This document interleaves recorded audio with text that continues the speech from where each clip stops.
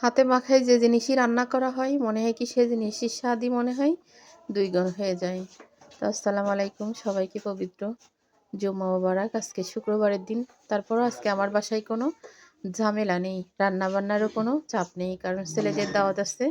আমি শুধু বাসায় একা। আর আমার যে পিচ্চি হুজুর, ও কিন্তু এই ৪ মাস পরে ছুটিতে বাড়ি গেছে, আজকে অবশ্যই চলে আসবে। তো পাশে আমার বোন বলছিল রান্না না করার জন্য, ও খাবার পাঠাবে। তো ওকে বললাম যে না, গোশত আমারও আর খেতে ভালো লাগতেছে না, আমি একটু হাতে মাখাই সাদা বাটা কিছু রান্না করি। তো কি রান্না করব ভেবে এইগুলাই বের করলাম। এই সামুদ্রিক যে স্যালা মাছ, মাথা কেটে ফেলে দিছি, এমনি খেতে চায় না, একটু কাটা বেশি। তারপরও আগের দিন ভাজি করে দিছি, বেশি করে পেঁয়াজ মরিচ দিয়ে ডুবো তেলে ভাজি করে দিছি। তো মনে হচ্ছে ভাজির থেকেও যেন এই রান্নাটা বেশি মজা হয়েছে। টমেটো দিয়ে বেশি করে পেঁয়াজ মরিচ দিয়ে একটা বেগুন কুচায় হাতে মাখায় দিয়ে টমেটো দিয়ে যে গা মাখা ঝোল রাখিছি, এত ভালো লাগিছে।